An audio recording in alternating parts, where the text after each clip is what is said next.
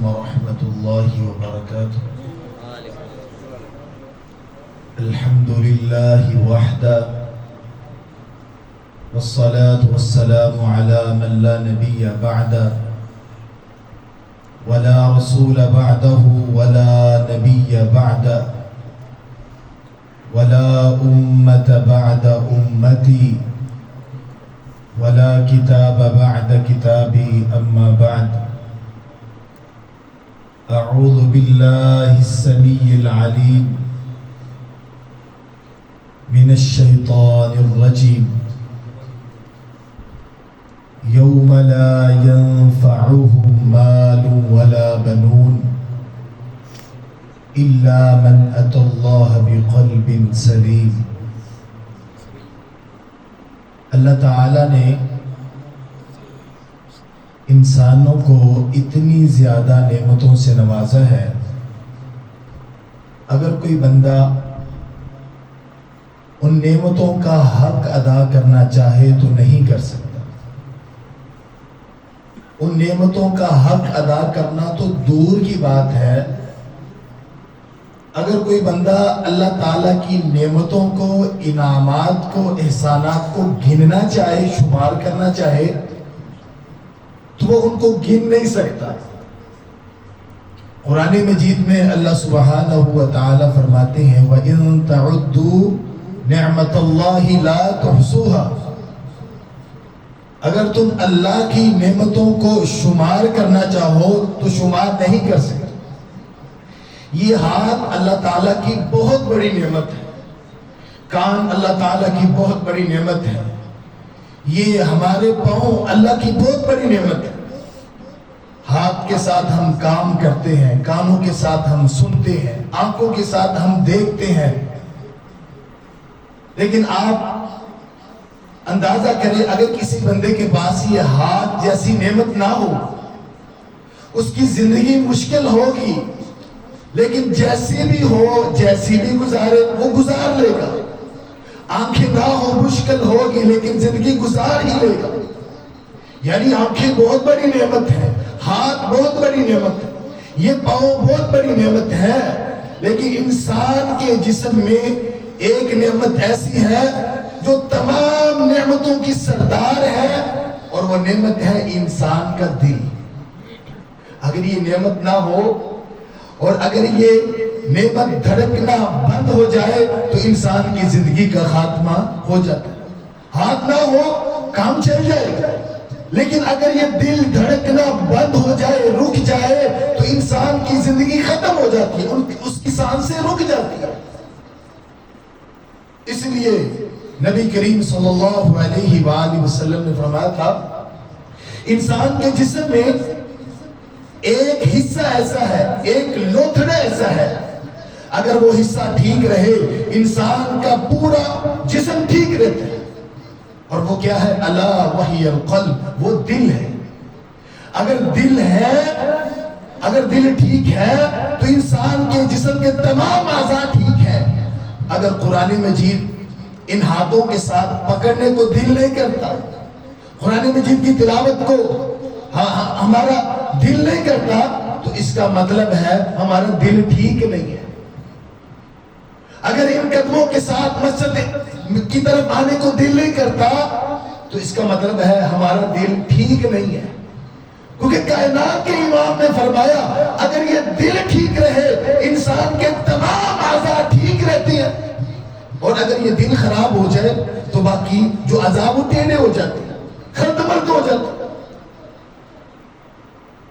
تو یہ جو دل ہے اللہ تعالیٰ نے قرآن مجید میں ہے کل قیامت کا دن ہوگا، لوگ اللہ کی عدالت میں آئیں گے، نمازیں لے کے آئیں گے، روزے لے کے آئیں گے، بڑی بڑی نیکیاں، عبادات کے انبار لے کے آئیں گے، لیکن فیصلہ ان کے دل پہ ہوگا۔ وَحُصِّلَ مَا فِي الصُّدُورِ، بھائی تیرے دل میں کیا ہے؟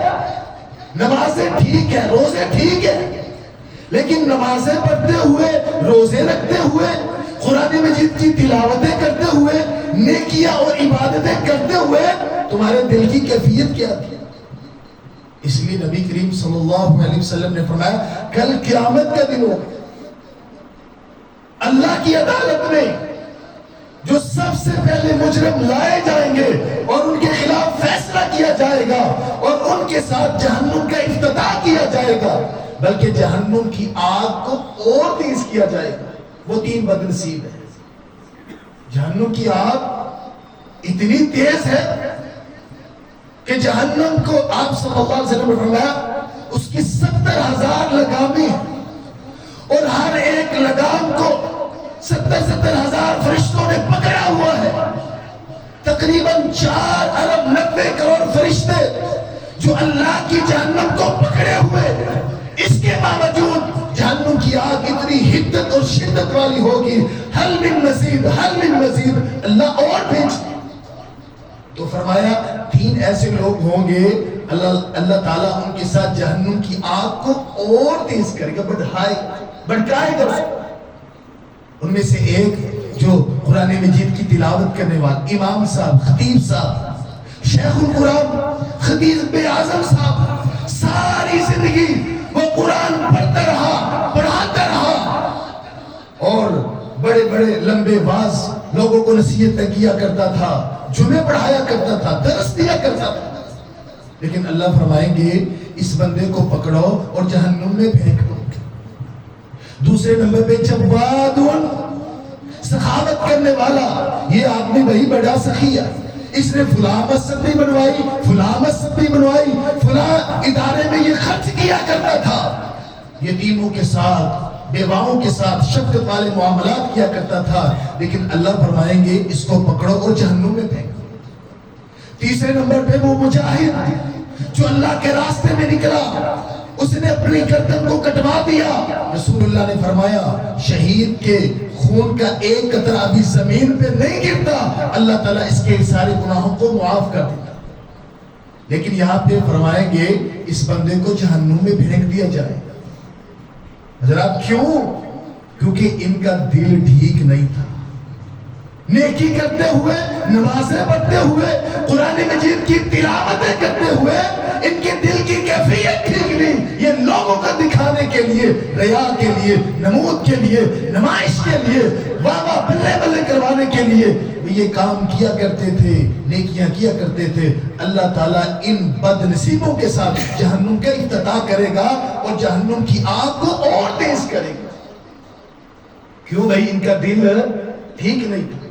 اور دوسری طرف نبی کریم صلی اللہ علیہ وسلم فرماتے ہیں رأیت النبی صلی اللہ علیہ وسلم یتقلب فی الجنہ، آپ فرماتے ہیں میں نے جنت میں ایک بندے کو دیکھا، وہ جنت میں لوٹ پھوٹ ہو رہا تھا، کبھی ادھر بھاگ رہا ہے، کبھی ادھر بھاگ رہا ہے، کبھی چھلانگے لگا رہا ہے، یتقلب فی الجنہ، جنت میں موجے مار رہا ہے، انجوائے کر رہا ہے۔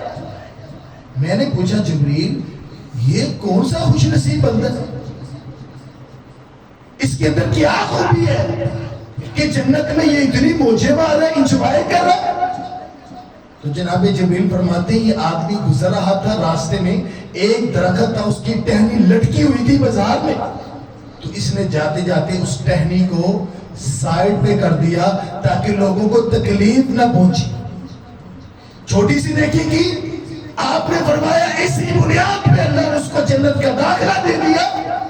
کیوں بھائی؟ لوگوں کو تکلیف نہ، اللہ قبول کرنے۔ اگر آپ کے دل کی کیفیت ٹھیک ہے، ایک چھوٹی سی نیکی کی بنیاد پہ اللہ جنت کا داخلہ دے دیتے ہیں، اللہ اتنے قدردان ہے۔ اور اگر یہ دل ٹھیک نہیں ہے، شہید بھی جہنم میں جائے گا، قاری قرآن بھی جائے گا، اور جب بات اس سخاوت کرنے والا بھی اللہ کی جہنم میں جائے گا۔ تو اس لیے اپنے دلوں کو صاف کیجئے، اپنے دلوں کو پاکیزہ کیجئے۔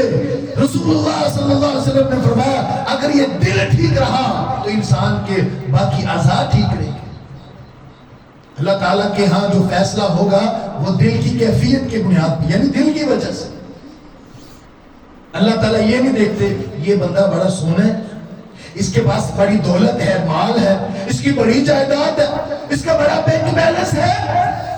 اللہ کے ہاں عزت اس کو ملتی ہے، مقام اس کو ملتا ہے جس بندے کا دل ٹھیک ہے، اس آدمی کا دل ٹھیک ہے۔ رسول اللہ صلی اللہ علیہ وسلم نے فرمایا لا ينظر اللہ الى صورکم، اللہ تمہاری شکلوں کو نہیں دیکھتا، اللہ تمہاری چمڑیوں کو نہیں دیکھتا، نبی کریم صلی اللہ علیہ وسلم کے صحابی تھے کہ اللہ تعالیٰ شکل کی بنیاد پہ فیصلے نہیں کرتے، اور اللہ کے ہاں جو معیار ہے، سٹینڈرڈ ہے، وہ انسان کی شکل نہیں ہے۔ رسول اللہ فرماتے ہیں میں نے جنت میں آواز سنی، اپنے آگے آگے کسی کے چلنے کی آواز سنی، تو پوچھا تو بتایا گیا یہ بلال ہے رضی اللہ تعالی عنہ جو مدینے کی گلیوں میں چل رہے ہیں، ان کی جوتی کی آواز جنت میں محمد رسول اللہ کو سنائی دے رہی ہے، لیکن رنگ کے وہ کالے تھے، اور آپ کے چچا ابو لہب بڑے خوبصورت تھے، لیکن اللہ تعالیٰ نے کیا کہا؟ تبت یدا ابی لہب وتب ما اغنى عنہ مالہ وما کسب۔ قیامت تک ہوتی رہے گی، لعنتیں برستی رہے گی، پھٹکارے اس کے اوپر پڑتی رہیں گی۔ اللہ کے ہاں اس بنیاد پہ فیصلہ نہیں ہوتا، لا ينظر اللہ الی صورکم، اللہ تمہاری چمڑیوں کو نہیں دیکھتا۔ وہ نبی کریم صلی اللہ علیہ وسلم کے صحابی تھے، مسند احمد کی حدیث ہے، ظاہر رضی اللہ تعالیٰ عنہ، وہ مدینہ سے کافی دور ایک بستی تھی، وہاں پہ رہتے تھے، تو وہ اکثر نبی کریم صلی اللہ علیہ وسلم کے پاس آیا کرتے ملاقات کے لیے، آپ کی مجلس میں بیٹھتے، آپ بھی ان کے پاس چلے جایا کرتے۔ تو حدیث میں ہے کہ کافی دن گزر گئے، آپ نے پوچھا پتہ نہیں وہ ظاہر رضی اللہ تعالیٰ نظر نہیں آ رہے، اور ان کے بارے میں آپ نے فرمایا تھا کہ وہ میرا دیہاتی دوست ہے، میں اس کا شہری دوست ہوں۔ صحابہ کہتے ہیں کہ نبی کریم صلی اللہ علیہ وسلم جب شہر سے مدینہ سے جاتے تو شہر کی جو ایٹمز ہوتی، سوغات ہوتی، آپ اس کے لیے لے کے جایا کرتے، اور جب وہ صحابی اپنے گاؤں سے، دیہات سے، پنڈ سے رسول اللہ صلی اللہ علیہ وسلم کے پاس شہر میں آتے تو وہاں کی جو سوغاتیں، یعنی وہاں کی جو سبزیاں مشہور ہوتی ہیں، تازی ترکاریاں، وہ لے کے آیا کرتے۔ اچھا، نبی کریم صلی اللہ علیہ وسلم ملنے کے لیے ان کے گاؤں چلے گئے، پتہ کیا گیا تو پتہ چلا کہ وہ صحابی بازار میں تجارت کے لیے کی۔ رسول اللہ صلی اللہ علیہ وسلم بازار میں پہنچے تو دیکھا ایسے سامنے منہ کر کے وہ کھڑے ہیں اور کوئی چیز فروخت کر رہے ہیں، تجارت کر رہے ہیں، تو آپ آہستہ سے چپ کے آئے، پیچھے سے آ کے کھڑے ہو گئے اور ان کی آنکھوں پہ ہاتھ رکھ دیے، ان کی آنکھوں پہ ہاتھ رکھ دیا۔ یہ آپ نے مذاق کیا ان کے ساتھ۔ ایک ہوتا ہے مذاق، ایک ہوتا ہے مذاق۔ مذاق میں جھوٹ ہوتا ہے، کسی کی عزت کو پامال کیا جاتا ہے، کسی کی عزت کی دھجیاں اڑائی جاتی ہیں۔ مذاق میں یہ نہیں ہوتا، یہ خوش طبعی ہوتی ہے، جھوٹ سے بات ہوتا ہے۔ تو رسول اللہ نے ایسے ان کی آنکھوں پہ ہاتھ رکھ لیے، تو ان کو اچھا نہیں لگا، اچانک انسان گھبرا جاتا ہے۔ رسول اللہ صلی اللہ علیہ وسلم نے جب بات کی، سلام کیا، ان کی آنکھوں پہ ہاتھ تھے، تو ان کو پتہ چل گیا یہ تو آواز رسول اللہ صلی اللہ علیہ وسلم کی ہے۔ اب انہوں نے اپنا جسم آپ کے ساتھ لگانا شروع کر دیا۔ میں سوچتا ہوں وہ کہتے ہوں گے کاش اس وقت کی رفتار تھم جائے اور میں ایسے رسول اللہ صلی اللہ علیہ وسلم کے ساتھ لگا رہا ہوں۔ تو بہرحال آپ نے ان کے ساتھ ایک اور مزاح کیا، آپ نے اونچی آواز سے نا لوگوں کی طرف دیکھ کے کہا میں یشتری منی ھذا العبد، کون بندہ ہے جو مجھ سے یہ غلام خریدے گا، مجھ سے یہ غلام خریدے گا۔ اب آپ یہ نے مذاق کیا کہ بھائی میں تمہیں بیچ رہا ہوں، تو وہ کہتے ہیں مسکرا کہ یا رسول اللہ صلی اللہ علیہ وسلم اگر آپ مجھے بیچیں گے تو آپ نقصان اٹھائیں گے، میرا کیا ملے گا آپ کو؟ موٹے موٹے ہونٹ ہے، کالی رنگت ہے، کالی شکل ہے، کوئی حسب و نسب اونچا نہیں، کوئی اونچا خاندان نہیں، میرا کیا ملے گا؟ رسول اللہ صلی اللہ علیہ وسلم فرماتے ہیں ظاہر رضی اللہ تعالیٰ عنہ کو فرمایا ظاہر دنیا والوں کی نظر میں تیری کوئی اتنی ویلیو نہیں ہو سکتی، لیکن اللہ کے ہاں تیرا بڑا مقام ہے۔ یہ میں جانتا ہوں کہ اللہ کے ہاں تیری کتنی عزت ہے۔ کیوں؟ لا ينظر اللہ الی صورکم، اللہ شکلوں کی بنیاد پہ فیصلے نہیں کرتے اور عزت نہیں دیتے، وَلَكِنْ يَنْظُرُ إِلَىٰ قُلُوبِكُمْ، اللہ تو تمہارے دلوں کو دیکھتے ہیں۔ یہ دل کا خوبصورت ہے کہ نہیں؟ اگر ان دلوں میں نفرت ہو، کینہ ہو، عداوتیں ہو، بغض ہو، اللہ تعالیٰ کو ایسا دل پسند ہی نہیں ہے، ایسا دل اللہ تعالیٰ کو پسند ہی نہیں ہے۔ اور آپ دیکھیں آج ہمارے دلوں میں نفرتیں ہیں، عداوتیں، ناراضگی، حالانکہ یہ بہت ہی خطرناک گناہ ہے۔ رسول اللہ صلی اللہ علیہ وسلم نے فرمایا لا يحل لمسلم ان يحجر اخاه فوق ثلاث، کسی مومن کے لیے، کسی مسلمان کے لیے جائز ہی نہیں کہ 3 دن سے زیادہ وہ اپنے مسلمان بھائی کے ساتھ ناراض ہے، اس کے دل میں ناراضگی ہو اپنے بھائی کے لیے، اور وہ بھی 3 دن سے زیادہ، ایسا ہو ہی نہیں سکتا۔ لا يحل لمسلم، یہ مسلمان کے لیے جائز نہیں۔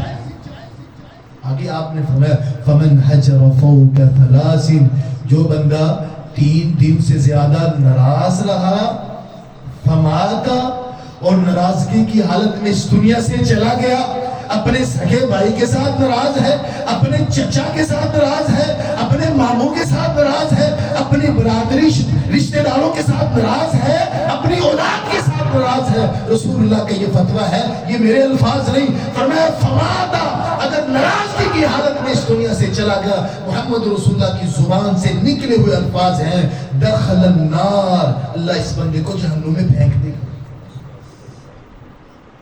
میں نے جب یہ حدیث پڑھی نا تو مجھے یہ بڑی پریشان کر رہی تھی، اور مجھے یاد ہے ہمارے استاد اور اس ادارے کے مدیر شیخ عتیق الرحمن علوی حافظہ اللہ تعالی، میں ان کے ساتھ بازار کی طرف جا رہا تھا، میں نے کہا شیخ محترم یہ حدیث میں تو یہ الفاظ ہیں، ایک بندہ نمازیں بھی پڑھتا ہے، روزے بھی رکھتا ہے، نیکیاں کرتا ہے، نیکیوں کے ڈھیر اور انبار لگا دیتا ہے، لیکن اگر وہ قطع تعلقی کرتا ہے، رسول اللہ نے فرمایا داخل النار، 3 دن سے زیادہ ناراض رہنے والے یہ نمازی بھائی، یہ حاجی صاحب، یہ مولوی صاحب، یہ دیندار بھائی 3 دن سے زیادہ ناراض رہے، ناراضگی کی حالت میں دنیا سے چلے گئے، رسول اللہ نے فرمایا داخل النار، وہ آگ میں جائیں گے۔ تو استاد جی یہ کیا بات ہوا، کیا ایسا ہی ہے؟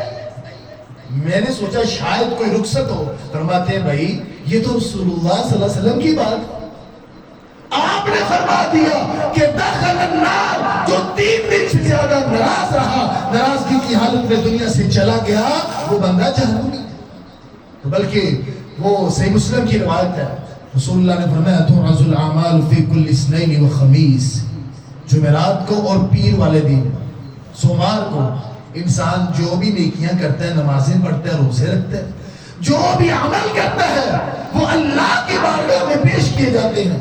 فَيَغْفِرُ اللَّهُ لِكُلِّ امْرِئٍ لَا يُشْرِكُ بِاللَّهِ شَيْئًا، مشرک کے علاوہ اللہ تعالیٰ تمام لوگوں کی نمازوں کو بھی قبول کرتے ہیں، روزوں کو بھی قبول کرتے ہیں، لیکن آپ نے فرمایا ایک بدبخت ایسا ہے، بدنصیب، جو نمازیں بھی پڑھتا ہے، روزے بھی رکھتا ہے، قرآن مجید کی تلاوت بھی کرتا ہے، صبح و شام کے اذکار بھی کرتا ہے، ایک بدنصیب ایسا ہے جس کی نمازوں کو اللہ قبول نہیں کرتے، جس کے روزوں کی اللہ پرواہ نہیں کرتے، وہ کون ہے؟ کانت بینہ و بین اخیہ شحنہ، جس کے دل اپنے مومن بھائی کے لیے صاف ہی نہیں ہے، نفرتیں پالی ہوئی ہے،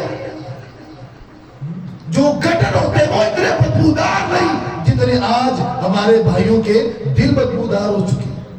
إِلَّا امْرَأً كَانَتْ بَيْنَهُ وَبَيْنَ أَخِيهِ شَحْنَاءٌ، کہ 3 دن سے زیادہ وہ اپنے بھائی کے ساتھ ناراض رہتا، اس کے لیے کینہ ہے، عداوت ہے، بغض ہے، ناراضگی ہے۔ جب وہ نمازیں، وہ نیک اعمال پیش کیے جاتے ہیں تو اللہ کیا فرماتے ہیں؟ اُتْرُكُوا هَذَيْنِ، اس کی نمازیں زمین پہ پٹک دو۔ یہ جو دونوں حاجی صاحب ہیں نا، نمازی صاحب، دین کے ٹھیکیدار، ان کی نیکیوں کی مجھے کوئی پرواہ نہیں، ان کو پٹک دو۔ کب تک میں ان کی نمازیں قبول نہیں کروں گا؟ حتی یصطلحا، جب تک یہ دونوں آپس میں صلح نہیں کر لیتے، اپنے دلوں کو صاف نہیں کر لیتے۔ یہ بڑی خطرناک بات ہے۔ تو آج تو ہمیں کوئی پرواہ ہی نہیں ہے بھائی، ہم نمازیں بھی پڑھتے ہیں، عبادات لمبی چوڑی کرتے ہیں، لیکن اپنے بھائیوں کے ساتھ ناراض۔ وہ صحیح بخاری کی حدیث ہے، نبی کریم صلی اللہ علیہ وسلم مسجد نبی میں تشریف فرما تھے، صحابہ کی پاکیزہ مجلس تھی، تو آپ نے پوچھا کہ میرے صحابہ، وہ ایک بچہ تھا، میں بازار میں جاتا، وہ میرے ساتھ آ کے سلام کیا کرتا، اگر میں نے کچھ اٹھایا ہوتا وہ آ کے پکڑ لیتا, گھر چھوڑ کے آتا, بڑی محبت کرتا تھا میرے ساتھ. لیکن کئی دن گزر گئے, وہ بچہ نظر نہیں آ رہا. آپ نے صحابہ سے پوچھا تو صحابہ کرام کہتے یا رسول اللہ ہمیں نہیں پتا. آج ہمارے معاشرے کا یہ المیہ, ہمارے معاشرے میں بعض لوگ کہتے ہیں جی ہمارے پیر صاحب کی جو بلی ہے وہ بھی غیب جانتی ہے. یہ کائنات کے امام ہے اور پکیزہ ترین جماعت صحابہ کی وہ موجود ہے, کسی کو پتا نہیں وہ بچہ کس کیفیت. آپ نے فرمایا کہ معلوم کیا جائے. پتہ کیا گیا تو پتہ یہ چلا کہ وہ بچہ بہت سخت بیمار ہے اور بالکل وہ موت کی آخری سٹیج پہ ہے. رسول اللہ صلی اللہ علیہ وسلم نے فرمایا میرے صحابہ میرے ساتھ چلو, ہم اس کی عیادت کے لیے چلتے ہیں. آپ چلے گئے, دروازے پہ دستک دی. اب یہ جو بچہ ہے وہ غیر مسلموں کا ہے, یہودیوں کا بچہ ہے. دروازے پہ دستک دی تو اس کا باپ جو یہودیوں کا سردار تھا اس نے دروازہ کھولا تو وہ حیران رہ گیا, یہ تو محمد رسول اللہ صلی اللہ علیہ وسلم ہے, مسلمانوں کے نبی, مسلمانوں کے پیغمبر. تو وہ پوچھتا ہے خیریت آپ کس لیے آئے؟ تو آپ نے فرمایا مجھے پتا چلا کہ تیرے بیٹے کی طبیعت ٹھیک نہیں, میں اس کو معلوم کرنے کے لیے, عیادت کے لیے, تیمارداری کے لیے آیا. وہ دھنگ رہ گیا, حیران اور ششدر رہ گیا کہ بھائی میں اس کو اپنا دشمن سمجھتا ہوں اور ہم دن رات اس کے خلاف سازشیں کرتے ہیں, نعوذ باللہ اس کو ختم کرنے کی, قتل کرنے کی منصوبے بناتے ہیں, اور یہ میرے بیٹے کی عیادت کے لیے چلا آیا. بہرحال وہ لے کے آپ صلی اللہ علیہ وسلم کو اپنے بچے کے پاس آیا. آپ نے جب اس کے ساتھ بات کی تو آپ کو معلوم ہوا کہ اب اس کی طبیعت زیادہ وہ ٹھیک نہیں ہے. تو آپ نے فرمایا بیٹا لا الہ الا اللہ پڑھو. اب وہ چھوٹا سا بچہ تھا, خود فیصلہ نہیں کر سکتا. اس نے اپنے باپ کی طرف دیکھا, گویا کہ وہ اجازت طلب کر کے ابا جان اب میں کیا کروں, اجازت مانگ رہا ہوگا. چھوٹا بچہ ہے, اتنی عقل نہیں, اتنا فہم نہیں, اتنی سوچ نہیں, اتنا شعور نہیں ہے. وہ اپنے باپ کی طرف دیکھ رہا ہے اور باپ کیا کہتا ہے اطیع ابا القاسم, اے میرے بیٹے محمد رسول اللہ صلی اللہ علیہ وسلم کا کلمہ پڑھ کے مسلمان ہو جاؤ. اب میرا سوال ہے کیا آپ نے جا کے وہاں پہ قرآن مجید کی کوئی آیت تلاوت کی؟ کیا آپ نے کوئی حدیث پڑھی, کوئی لمبا چوڑا باز کیا؟ وہ کیا بات تھی رسول اللہ صلی اللہ علیہ وسلم کی, وہ کون سی چیز تھی کہ یہودیوں کا سردار جو آپ کا دشمن تھا اپنے بیٹے کو یہ کہنے پہ مجبور ہو گیا کہ بیٹا محمد رسول اللہ صلی اللہ علیہ وسلم کا کلمہ پڑھ کے مسلمان ہو جاؤ. وہ آپ کا کردار تھا, وہ آپ کا اخلاق تھا. اب میں کہنا کیا چاہتا ہوں, جن کا کلمہ ہم نے پڑھا ان کا کردار تو ایسا تھا, غیر مسلموں کا بچہ بیمار ہو جائے آپ تو ان کی تیمارداری کے لیے چلے جاتے. ہمارا سگا بھائی ساتھ والے گھر میں ہو, کئی ماہ گزر جائے, ہمیں کوئی پرواہ نہیں. بھائی جی میں کیا دیتا ہے, میں مر جاؤں گا, میں نہ منہ نہیں دیکھا. بالکل ہم نے اس کے ساتھ مرجین ختم کر دیا, کوئی تعلق نہیں. اور کئی ایسے بدنصیب بیٹے ہوتے ہیں, ان کے باپ ہسپتالوں میں وہ سسکیاں لے رہے ہوتے ہیں, وہ لوگوں کے ترلے کرتے ہیں, منت و سماجت کرتے ہیں.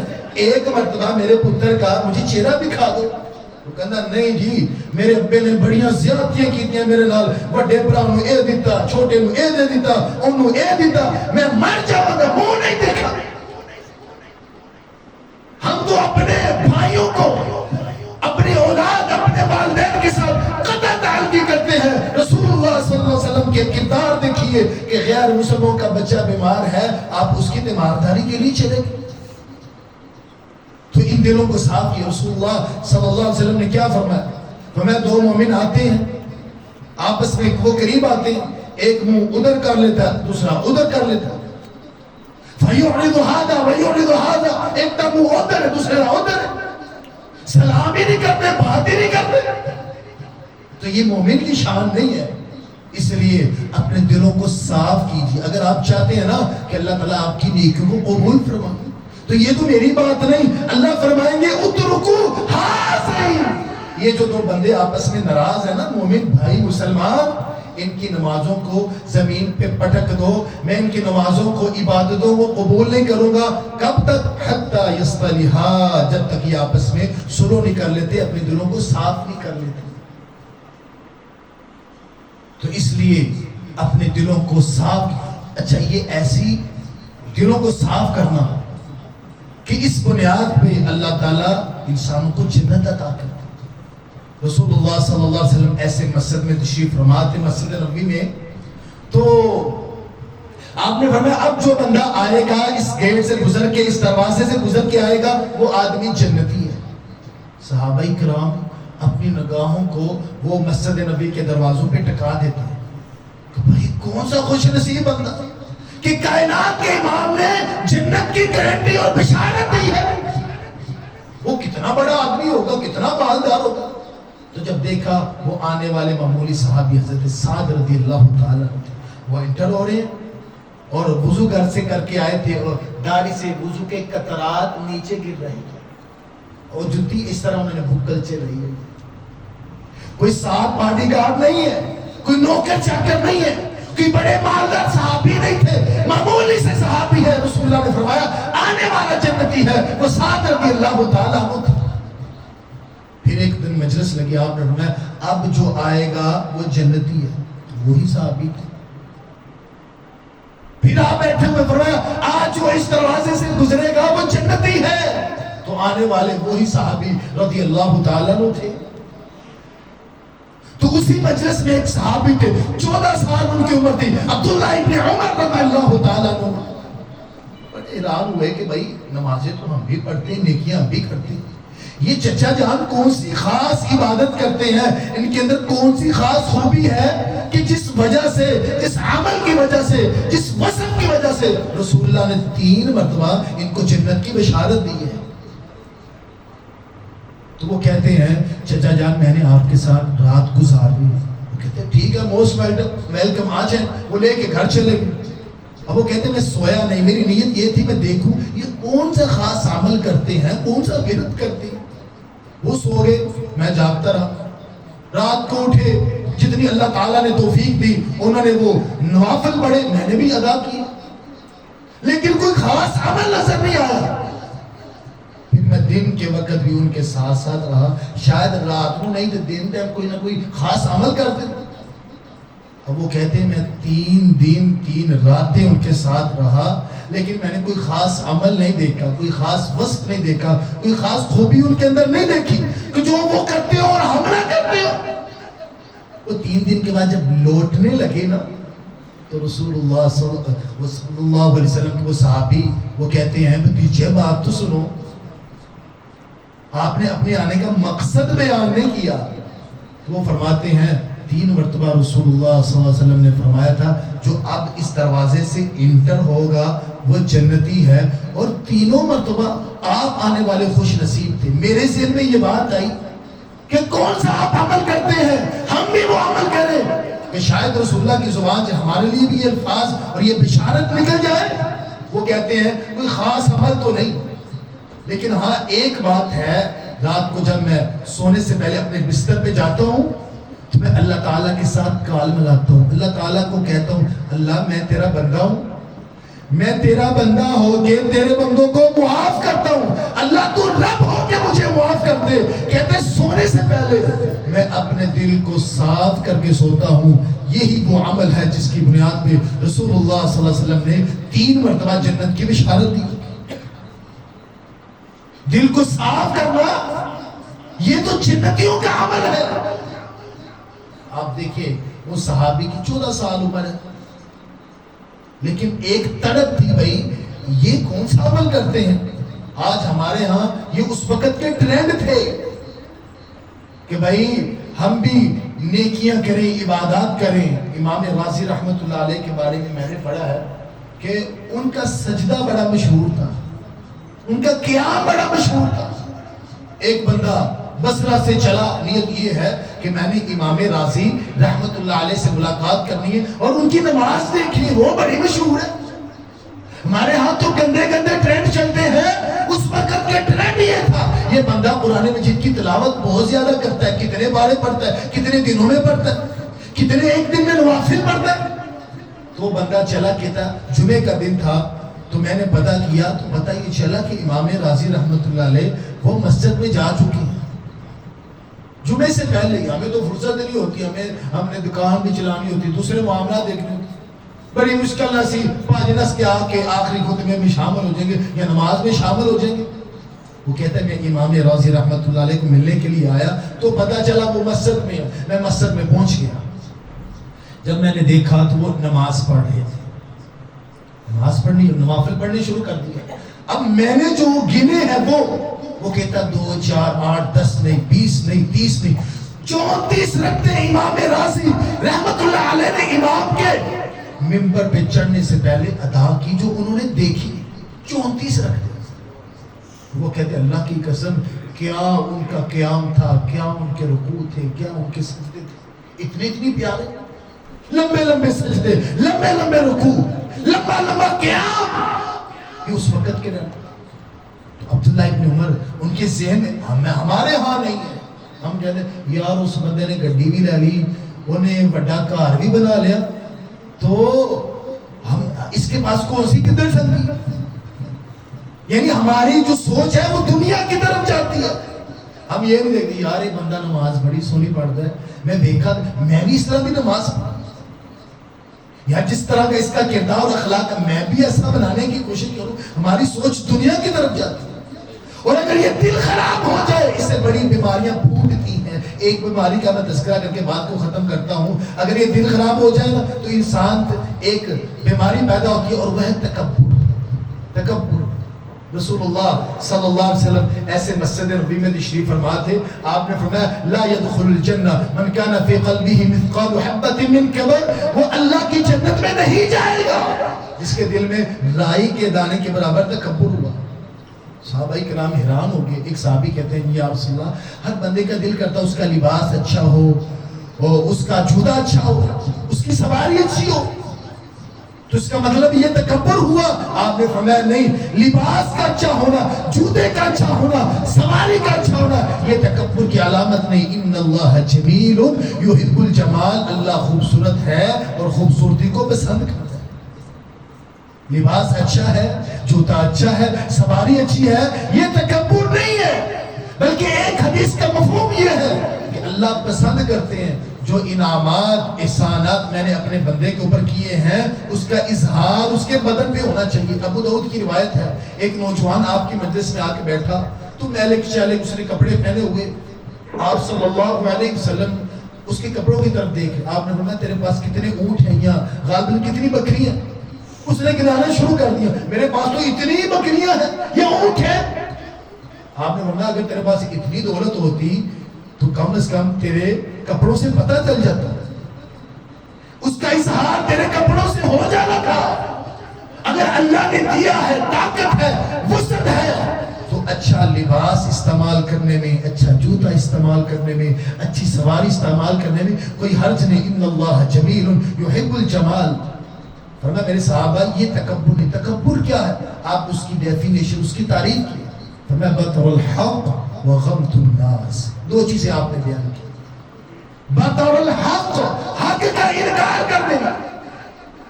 قرآن مجید کی آیت سے مسئلہ پیش کیا جائے، رسول اللہ صلی اللہ علیہ وسلم کی سیرت سے مسئلہ نکال کے لوگوں کے سامنے پیش کیا جائے، آپ کی سیرت کو، آپ کی سنت کو لوگوں کے سامنے پیش کیا جائے۔ ایک کہتا جی میرے مفتی صاحب نہیں مانتے، میرے امام صاحب نہیں مانتے، میری بیوی نہیں مانتی، میرے ابو امی جی نہیں مانتے، میرا معاشرہ نہیں مانتا، سوسائٹی کے تقاضے رسول اللہ کی سنت کے قرآن مجید کی آیت کے خلاف ہے، اس وجہ سے لوگ کیا کہیں گے، اس بنیاد پہ وہ حق کا انکار کر دیتا ہے۔ فرمایا بطر الحق، حق کا انکار کرنے والا آدمی یہ تکبر کرنے والا ہے، اور تکبر کرنے والا اللہ کی جنت میں داخل نہیں ہو سکتا۔ ایک حدیث میں ہے یہ جو تکبر ہے نا بڑا پن ہے، بڑے بول۔ آج ہمارے پاس میں بڑی شہم ہوں، یہ انسانوں کے لیے اللہ ہے جو بڑا ہے، اللہ ہے جو اعظم۔ فرمایا یہ جو تکبر ہے، بڑے بڑے بول، یہ میری شان ہے، یہ میری چادر ہے۔ بندوں میں سے جو بندہ تکبر کرتا ہے وہ میری عزت کی چادر کو اتارنے کی کوشش کرتا ہے۔ فرمایا جو ایسا کرے گا میں اس کو اوندے منہ جہنم میں پھینک دوں گا۔ یہ تو اللہ کے لیے کہ وہ بڑے بڑے بول سکتا ہے، ہم تو انسان، ہماری اوقات کیا ہے؟ مجھے وہ بات یاد ہے، عمر رضی اللہ تعالیٰ عنہ کا دور خلافت تھا، تو ایسے مجلس لگی ہوئی تھی، لوگ ان کے پاس آتے، اپنے مسائل پیش کرتے، دور دراز سے لوگ آیا کرتے. اچھا لمبی قطاریں لگ جاتی، جو پہلے آتا وہ ان کے ساتھ ملاقات کرتا. تو ایک آدمی آ گیا، چودھری تھا وہ، اپنے پنڈ کا، شہر کا، اپنے علاقے کا. تو وہ آیا اور آ کے وہ جو جس کمرے میں عمر رضی اللہ تعالیٰ عنہ تھے نا، اس کمرے کے باہر ایک غلام تھا جو محافظ بھی تھا، اس کو بلایا، کہتا بھائی ادھر آؤ، کہتا کہ میری ملاقات کروائیں عمر رضی اللہ تعالیٰ عنہ سے. وہ فرماتے ہیں بھائی اتنے لوگ آئے ہیں، وہ ملاقات کریں گے، جب آپ کی باری آئے گی آپ مل لینا. وہ کہتا ہے کہ نہیں، تو جا کے کہہ کہ میں انہوں نے ملنا چاہنا، میرا تعارف کروا، نام بتایا اس سے. عمر رضی اللہ تعالیٰ عنہ کے پاس جب وہ غلام آیا تو انہوں نے کہا کہ بھائی ٹھیک ہے، جب اس کی باری آئے گی وہ مل لے. اب جب اس غلام نے جا کے اس کو بتایا نا چودھری صاحب کو، اس کو اچھا نہیں لگا. کہتا لگتا انہوں نے مجھے پہچانا نہیں، ان کو جا کے بتاؤ کہ فلاں علاقے کا سردار اور چودھری آئے. غلام نے جا کے بتا دیا. عمر رضی اللہ تعالیٰ کو غصہ چڑھ گیا. وہ فرماتے ہیں وہ باہر آئے غصے کے ساتھ، اس آدمی کے پاس کھڑے ہو کے کہا میں جانتا ہوں میری اوقات کیا ہے. ماں کے پیٹ میں رہا گندگی اور غلاظت ماں کی، اور وہ تیری خوراک بنتی رہی، آج دنیا میں آ کے کہتا میں بڑی شہر ہو گئی. تو حق کا انکار کرنا، اللہ اور اس کے رسول کی بات آنے کے بعد جی مولوی صاحب نہیں مانتے، امام صاحب نہیں مانتے، تو یہ تکبر کی علامت. رسول اللہ صلی اللہ علیہ وسلم تشریف فرما تھے تو آپ کے سامنے ایک بندہ وہ الٹے ہاتھ کے ساتھ بائیں ہاتھ کے ساتھ کھا رہا تھا. آپ نے فرمایا کل بیامین، بھائی دائیں ہاتھ کے ساتھ کھاؤ. اچھا یہ بعض لوگوں کے اندر بیماری ہوتی ہے کہ آپ ان کو سمجھائیں، کوئی دین کا مسئلہ بتائیں، ان کے اندر جو خامی ہے آپ اس کے سامنے اس کا اظہار کریں نا، انہوں اچھا نہیں لگتا. تم سب سمجھائے تھا کل نہ جمعہ ساڑھے سامنے تو نالیاں ہاتھ مارن والا، بانٹے کھیلنے والا، اور تو مجھے بتائے گا میرے پاس بڑا ہی ہے. اچھا ان کو بات بتائی جائے، مسئلہ بتایا جائے، ان کو اچھا نہیں لگتا، تو وہی انہیں سمجھائے گا. تو رسول اللہ نے فرمایا کہ بھائی دائیں ہاتھ کے ساتھ کھاؤ. تو اس کو اچھا نہیں لگا، بھائی مینوں سمجھایا جا رہا ہے. تو تکبر آ گیا. تکبر کی وجہ سے وہ کہتا ہے کہ اے محمد صلی اللہ علیہ وسلم میرا یہ جو دایاں ہاتھ ہے وہ کام نہیں کرتا. رسول اللہ نے فرمایا اگر یہ کام نہیں کرتا تو نہ ہی کرے. صحابہ بیان کرتے ہیں جب تک وہ زندہ رہا اللہ نے اس کو مفروض کر دیا، اپنے دائیں ہاتھ کو منہ تک نہیں اٹھا سکتا. یہ اللہ اس کے رسول کی بات آ جائے تو وہ بندہ اس کا انکار کر دے. ان الذین کذبوا بآیاتنا واستکبروا عنها، اللہ کے رسول کا فیصلہ آ جائے، قرآن مجید کا فیصلہ آ جائے تو بندہ تکبر کرے. واستکبروا عنها لا تفتح لهم ابواب السماء ولا يدخلون الجنہ حتى يلج الجمل في سم الخياط. جو تکبر کرنے والا ہے اور حق کا انکار کرنے والا، فرمایا اتنی دیر تک وہ جنت میں داخل نہیں ہو سکے گا جب تک سوئی کے ناکے سے اونٹ کو گزارنا. یہ تشبیہ بالمحال ہوتا ہے، یعنی ایسا کام جو ناممکن ہو، یعنی جس طرح سوئی کے ناکے سے اونٹ گزر نہیں سکتا، اسی طرح تکبر کرنے والا اللہ کی جنت میں داخل ہو نہیں سکتا. حق کا انکار کرنا. اور دوسرا کیا ہے؟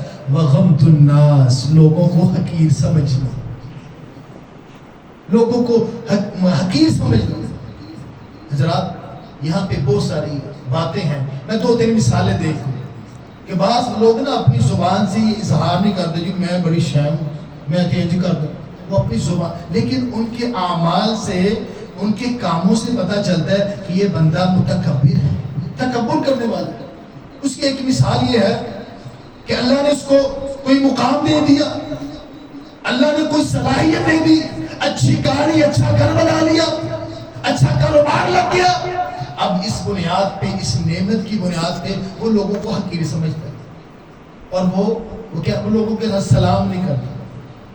لوگوں کے ساتھ سلام، میں اتنا سلام کرا بھائی یہ تو میرا نوکر ہے، میں تو اس کی فیکٹری کا مالک ہوں، یہ تو میرا ملازم ہے، میں اس کو سلام کروں، یہ تو میرے شان نہیں ہے. اب اللہ نے عہدہ دیا، منصب دیا، اللہ نے طاقت دی، اللہ نے نعمتیں دی، اس نعمت کی بنیاد پہ وہ لوگوں کو کیا سمجھ رہے ہیں؟ حقیر. میں سلام کروں. یہ میری شان شان نہیں کہ میں اس کو سلام کروں. وہ اپنے آپ کو بڑا سمجھتا ہے. یہ تکبر کی علامت ہے. رسول اللہ صلی اللہ علیہ وسلم جو بڑے ہیں انبیاء کے, ما کان محمد ابا احد من رجالکم ولکن رسول اللہ وخاتم النبیین. اللہ نے ختم نبوت کا تاج آپ کے سر پہ سجا دیا. اس سے بڑا بھی کوئی منصب ہو سکتا ہے؟ لیکن آپ کی کیفیت کیا تھی؟ امام مسلم رحمۃ اللہ علیہ نقل کرتے ہیں, کان النبی صلی اللہ علیہ وسلم یسلم علی الصبیان. اللہ کے پیغمبر بازاروں میں جاتے, چھوٹے چھوٹے بچے ملتے, خود آگے بڑھ کے ان کو سلام کیا کرتے. یہ کہتا میں سلام کرا بھائی, میں تو ان فیکٹری کا مالک ہوں, میں تو اس کا امام ہوں, میں تو اس کا خطیب ہوں, میں سلام کروں. تو یہ بھی ایک تکبر کا اظہار ہوتا ہے. اچھا, ایک علامت یہ ہوتی ہے اللہ تعالیٰ نے مال دے دیا, یعنی تکبر نعمت کی وجہ, اللہ نے کوئی صلاحیت دی, نعمت دی, اس بنیاد پہ اب وہ لوگوں کو حقیر سمجھتا ہے. اس کا ایک اظہار یہ ہوتا ہے کہ اللہ تعالیٰ نے اس کو وسعت دے دی, اب یہ لوگوں کے پاس جانا پسند نہیں کرتا. میں انتقال جاؤں, ہماری اکثر لڑائیاں اسی بات پہ ہوتی کہ بھائی وہ خود چل کے میرے کار آئے گا جیسے انہوں نے بیاہ دے جانا, مگر ایسے نہیں. وہ آئے ترلے منتیں سماجتے کرے, زندہ باد کے نعرے لگائے, پھر ہم ان کی شادی پہ جائیں گے, مگر نہ ہم ان کے فنکشن پہ نہیں جائیں گے. اور وہ آنے واسطے تیار نہیں. بھائی میں جاؤں, میں انہوں نے گھر جاؤں, میرے پاس اچھی سواری ہے, میرا گھر اس کے گھر سے بڑا ہے, میری اتنی فیکٹریاں ہے, میں اس کے گھر جاؤں, یہ شان شان نہیں ہے میری. اللہ نے دولت دی, اللہ نے صلاحیت دی, اللہ نے نعمت دی, اب اس بنیاد پہ وہ لوگوں کے ساتھ تعلقات کو ختم کر دیتا ہے. بھائی میں نہیں ان کو جانا. اور نبی کریم صلی اللہ علیہ وسلم جس کائنات کے بڑے ہیں, آپ کی کیفیت کیا تھی؟ صحابی بیان کرتے ہیں, ہم اللہ کے رسول کی مجلس میں بیٹھے تھے, مسجد نبوی تھی, آپ گفتگو فرما رہے ہیں, اور اتنی قیمتی گفتگو کہ بعض دفعہ صحابی کہتے ہیں ہمارا دل کرتا ہم سوال کریں آپ سے, لیکن آپ کا روپ اور دمدمہ اتنا ہوتا ہم سوال نہیں کر سکتے تھے. دل کرتا تھا, انتظار میں تھے وہ کوئی دیہات جو پینڈو آوے, کھلے طریقے سے آگے سوال کرے, وہ سوال کرتا جائے, رسول اللہ جواب دیتے جائیں, اور ہم اپنی علمی پیاس کو بچھائیں. اتنا روپ ہوتا تھا. آپ اندازہ لگائیں, ایسے مجلس لگی ہوئی ہے تو ایک عورت مسجد نبی کے دروازے پہ آ کے کھڑے ہو کے کہتی ہے یا محمد صلی اللہ علیہ وسلم تعال, اے محمد صلی اللہ علیہ وسلم ادھر آؤ, تے آ کے میری گل سنو, ادھر آؤ اور آ کے میری بات سنو. آپ اندازہ لگائیں, میں کوئی ایسی مجلس میں بیٹھا ہوں جہاں پہ میرے چاہنے والے ہوں, جہاں پہ میری عزت ہو, میرے فالورز ہو, میرے مقتدی ہو, یا اپنے خاندان میں ایسے لوگوں کے اندر جو میری عزت کرتے ہو. کوئی بندہ ہو دوروں کھڑا ہو کے کہے اور مولوی صاحب ادھر آؤ کہ آگے میں مسئلہ دسو, میں تو لال پیلا ہو جاؤں. او بھائی تمہیں شرم نہیں, حیا نہیں, کوئی ادب ہوتا ہے, احترام ہوتا ہے. تمہیں اگر کوئی ضرورت ہے چل کے میرے پاس ہو, مجھے بلا لے, میری بھی کوئی بڑی عزت ہے. ہمیں اچھا نہیں لگتا, لیکن یہ کائنات کے امام محمد رسول اللہ صلی اللہ علیہ وسلم ہے. آپ نے صحابہ کی مجلس کو چھوڑا, اٹھ کے اس عورت کے پاس جا کے کھڑے ہو گئے. صحابی کہتے ہیں کہ وہ عورت باتیں کرتی جا رہی ہے, اللہ کے پیغمبر اس کی باتوں کو سنتے جا رہے ہیں. ساڑھے معاشرے پر کوئی بندہ 2-4 کلاساں پڑھ جائے, چاہے وہ کو دین دا علم آ جائے یا دنیا دا, وہ بندے نو بندہ ہی نہیں سمجھتا. اے بھی ان پڑھے, اے چاہل, او بھائی میں ہی نال گل کر, یہ تو میں چیز کرتا, یہ تو میرے سٹیٹس کے خلاف ہے, میں اس کے ساتھ بات کروں, میں نے جناب ایم اے کیا, ایم فل اور پی ایچ ڈی کی, میں فلاں یونیورسٹی سے فارغ ہوں, میں اس کے ساتھ بات کروں, یہ تو اچھا نہیں ہے, یہ میری شان نہیں. اللہ کی قسم ہے, دنیا کی ساری ڈگریاں محمد رسول اللہ کے پاؤں کی خاک پہ قربان کر دی. رسول اللہ نے یہ نہیں سوچا بھائی صحابہ کرام سے میں بڑی اہم گفتگو کر رہے. آپ اٹھ کے چلے گئے اور اس کی باتوں, اس عورت کی باتوں کو سننا شروع کر دیا. اب صحابی کہتے ہیں ابو ہریرہ رضی اللہ تعالیٰ عنہ, جو عورت آپ کے ساتھ باتیں کر رہی تھی اس کا ذہنی توازن ٹھیک نہیں تھا, مجنونہ پاگل عورت تھی, اور آپ خود اندازہ لگا وہ کتنی قیمتی گلا کرتے ہیں. لیکن رسول اللہ کی عاجزی اور انکساری دیکھی, آپ نے یہ نہیں سمجھا میں تو مسلمانوں کا نبی ہوں، میں تو خاتم النبیین ہوں، میں تو بہت بڑا ہوں، اللہ نے میرے اوپر قرآن نازل کیا، اللہ وحی کرتے ہیں. آپ نے یہ نہیں سوچا، بلکہ جا کے اس عورت کی باتوں کو سننا شروع کر دیا. اور یہیں پہ بس نہیں. صحیح بخاری کی حدیث ہے، صحابی بیان کرتے ہیں کچھ لمحوں کے بعد وہ عورت کہتی ہے اے محمد صلی اللہ علیہ وسلم میرے ساتھ ساتھ چلیں، میرے ساتھ ساتھ چلیں. یہ کہتا میں کیوں دے گھر جاؤں، بھائی کام انہوں میرے نال میں کیوں جاؤں، پیسے انہوں چاہیے رہے میں انہیں گھر جاؤں، یہ اچھا نہیں. وہ کہتے ہیں وہ عورت مدینے کی گلیوں میں چکر لگا رہی ہے، کائنات کے امام اس کے ساتھ ساتھ جا رہے ہیں.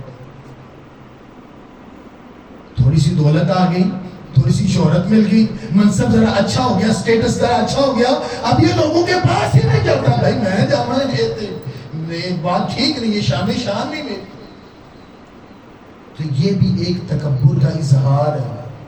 میں اپنی زبان سے تو نہیں کہتا کوئی میں بڑی شیم، لیکن اس کے اعمال سے پتہ. اچھا ایک تکبر کی علامت یہ ہوتی ہے، اظہار یہ ہوتا ہے کہ بندہ اپنے ہاتھ کے ساتھ کام نہیں کرتا. اللہ نے کوئی نعمت دے دی، اللہ نے اس کو مال دے دیا، بڑا کچھ اس کے پاس، اب وہ اپنے ہاتھوں کے ساتھ کام کرنے کو توہین سمجھتا. وہ جا رہا ہے، کوئی پینسل کوئی کاغذ نیچے گر گیا، اب اس کو اٹھاتا نہیں ہے کہ میں نہیں اٹھاؤں گا، میرا پی این ملازم تیسرے چوتھے درجے کا ملازم چپراسی وہ اٹھائے، میں کیوں اٹھاؤں بھائی. اب اللہ نے نعمتوں کا اظہار کیا اس بنیاد پہ وہ لوگوں کو حقیقت یہ تو ان کا کام ہے، کام کرنا، چیزیں اٹھانا پکڑانا، یہ تو میری شیان ہے، شان نہیں ہے. حضرات ذی وقار مجھے وہ واقعہ یاد ہے، عمر بن عبدالعزیز رحمۃ اللہ علیہ کا دور تھا. تو ایک بندہ بڑی دور سے سفر کر کے وہ آیا کہ میں عمر بن عبدالعزیز رحمۃ اللہ علیہ سے ملاقات کروں. تو ملاقات ہوئی، رات کا وقت تھا. وہ کہنے لگے بھائی اتنا لمحہ سفر کر کے ہیں، واپس جائے گا، رات میرے ہاں بسر کر لو. اس نے کہا بھائی ٹھیک ہے، خوشی خوشی قبول کر لیا. اب وہ کہتا ہے عشاء کی نماز پڑھنے کے بعد جب میں عمر بن عبدالعزیز رحمۃ اللہ علیہ کے گھر میں آیا تو انہوں نے میرے لیے بستر لگوا دیا اور وہ خود کام کرنے لگے. وہ قاضی بھی تھے، چیف جسٹس بھی تھے، فیصلے کرنے ہوتے تھے. تو بعض چیزیں جو حکومتی معاملات کو سنبھالنے والے ہوتے ہیں، اچانک بات یاد آ گئی یا صبح یہ بھی کام کرنا ہی، انہوں نے کچھ لکھنا شروع کر دیا. وہ لکھ رہے تھے تو پاس جو چراغ تھا نا، دیا جل رہا تھا، وہ بجھنا شروع ہو گیا. اس کی جو روشنی تھی وہ ختم ہو رہی تھی. تو عمر بن عبدالعزیز نے سوچا شاید لگتا ہے اس کے اندر جو تیل ہے وہ ختم ہو رہا ہے. تو وہ بندہ دیکھ کے نا آ گیا جلدی ان کے پاس. تو عمر بن عبدالعزیز اٹھنے لگے رحمۃ اللہ علیہ. تو وہ کہنے لگا کہ آپ کدھر جا رہے ہیں؟ وہ کہتے لگتا ہے یار اس میں تیل ختم ہو رہا ہے تو میں لے کے آؤں گا، اس میں ڈال دوں گا تاکہ میں اپنا کام جاری رکھوں. وہ بڑا اعلان، آپ خود یہ کام کریں گے؟ یہ جو ملازم ہے، غلام ہے، نوکر چاکر، ان کو بلا لے، وہ یہ کام کر دیتے ہیں.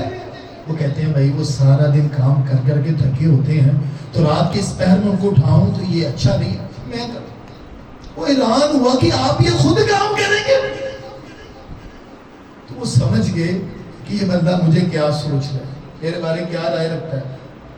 وہ گئے، فرمایا کوئی بات نہیں میں خود کر. وہ کہتا مجھے بتا دیں کہاں پہ پڑا ہے، میں لے کے آتا ہوں. وہ کہتے مہمان کی خدمت کی جاتی ہے، اسے کام نہیں لیا جاتا. بہرحال اٹھ کے گئے، وہ تیل لے کے آئے، اس دیے میں چراغ میں ڈال دیا اور آ کے بیٹھ گئے. لیکن بیٹھتے ہوئے اسے ایک بات کہی، کہنے لگے جب میں یہاں سے اٹھ کے گیا تھا تب بھی عمر بن عبدالعزیز تھا، کام کر کے واپس آیا ہوں تب بھی عمر بن عبدالعزیز ہوں، میرے جسم تو کوئی شے کٹی. یہ کہتا میں کام کروں تو یہ تو میری شیان شان. یہ بھی تکبر کا ایک اظہار ہوتا ہے. آخری بات، بعض لوگوں کے پاس علم کی وجہ سے تکبر ان کے اندر آ جاتا ہے. سفیان ثوری رحمۃ اللہ علیہ، یہ بہت بڑے محدث ہیں. ان کو پتہ چلا کہ ایک اور محدث ہیں سفیان بن عیینہ رحمۃ اللہ علیہ، وہ ایک مجلس میں آئے ہیں، لوگ ان کے پاس جمع ہیں. تو سفیان ثوری ان سے ملاقات کرنے کے لیے آئے. وہ کہتے جب میں پہنچا دیکھا بہت بڑا مجمع ہے اور لوگ ان کے پاس موجود ہیں اپنی علمی پیاس کو بجھانے کے لیے. تو لوگ وہاں پہ جب موجود تھے نا، ذہن میں ایک بات آئی، میرے ذہن میں ایک بات آئی. تو میں ذرا دور لوگوں سے دور کھڑے ہو کے میں نے کہا السلام علیکم ورحمۃ اللہ وبرکاتہ. میں نے سلام لیا، اس کے بعد کہا یا سفیان تعال تعال حدثنا، سفیان ادھر آؤ اور آ کے مجھے کوئی حدیث بیان کرو، کوئی مسئلہ سناؤ۔ لوگوں نے گھورنا شروع کر دیا ہے، یہ تو اتنے بڑے عالم ہیں، لوگ دور سے چل کے ان کی مجلس میں آ کے بیٹھتے ہیں، اور یہ سفیان ثوری دور سے کھڑا ہو کے کہتا بھائی ادھر آ کہ آ کے میرے مسئلہ دس۔ تو لوگوں نے گھورنا شروع کر دیا۔ تو سفیان بن عیینہ رحمۃ اللہ علیہ فرماتے ہیں کہ بھائی کوئی بات نہیں، آپ اٹھے، لوگوں کی موجودگی اٹھے، سفیان ثوری رحمۃ اللہ علیہ کے پاس گئے اور ان کے سامنے جا کے رسول اللہ کی ایک حدیث کو بیان کیا۔ بیان کرنے کے بعد واپس اپنی مسند پہ آ کے بیٹھ گئے۔ جب درس ختم ہوا تو حضرت سفیان ثوری رحمۃ اللہ علیہ کہتے لوگوں بات سنو، مجھے پتہ ہے ان کی شان کیا ہے، میں جانتا ہوں ان کا مقام اور عظمت کیا ہے، اللہ کی قسم مجھے پتہ ہے، لیکن میں دیکھنا چاہتا تھا کہیں علم کی وجہ سے ان کے اندر تکبر تو موجود نہیں۔ بعض دفعہ انسان تھوڑا بڑھ جائے وہ بندے نو بندہ ہی نہیں سمجھ۔ کہتے ہیں اللہ کی قسم میں نے ان کا امتحان لیا ہے، میں نے ان کے اندر عاجزی اور ان کے اشارے کے علاوہ کچھ نہیں دیکھا۔ تو بعض لوگ علم کی وجہ سے لوگوں کو جان سمجھ جاؤ، ان کی پتہ ہوئے کہ یہ تے کمی کمزور لوگ نے، ماڑے لوگ نے، ان کو حقیر سمجھتا ہے۔ وَغَمْتُ النَّاسِ، لوگوں کو حقیر سمجھنا یہ تکبر کی علامت ہے۔ اور کائنات کے امام رسول اللہ صلی اللہ علیہ وسلم کے الفاظ ہیں لا يدخل الجنہ، ایسا بندہ اللہ کی جنت میں نہیں داخل ہوگا۔ تو ہمیں کیا چاہیے؟ اللہ تعالیٰ ہمیں تکبر کی لعنت سے محفوظ فرمائے اور ہمیں عاجزی، تواضع، انکساری اللہ تعالیٰ ہمیں اپنے اندر پیدا کرنے کی توفیق دے، اور اللہ ہمیں اپنے دلوں کو صاف کرنے کی توفیق دے۔ یہ دل انسان کی بہت بڑی جو نعمت ہے جو اللہ نے انسان کو عطا کی ہے، اگر اس کے اندر میل کچیل ہوئی، لوگوں کے لیے نفرتیں ہوئی، لوگوں کے لیے عداوتیں ہوئی، اور اگر نیکی کرتے ہوئے یہ دل ٹھیک نہ ہوا تو معاملہ بہت خطرناک ہے۔ رسول اللہ نے فرمایا 3 بندوں کے ساتھ اللہ جہنم کا افتتاح کرے گا، اور یہ بہت بڑے آدمی ہیں۔ اللہ تعالیٰ ہمارے دلوں کو، ہمیں اپنے دلوں کو صاف رکھنے کی توفیق دے۔ اللہ تعالیٰ ہمیں ایسی حالت میں موت دے کہ اللہ میں راضی، اللہ ہمارے اوپر راضی ہو، اور اس حالت میں موت آئے کہ ہماری زبان سے کلمہ طیبہ لا الہ الا اللہ محمد رسول اللہ جاری ہو اور ہمیں موت آ جائے۔ اللہ تعالیٰ ہمارے ٹوٹی پھوٹی عبادات کو قبول فرمائے۔ اللہ تعالیٰ آج کے اس بیان کرنے کو اور آپ کے سننے کو اللہ قبول فرمائے، اور رمضان مبارک کی یہ آخری ایام ہے، اللہ تعالیٰ ہمیں زیادہ سے زیادہ مستفید ہونے کی توفیق دے۔ اقول قولی ھذا وآخر دعوانا الحمد للہ۔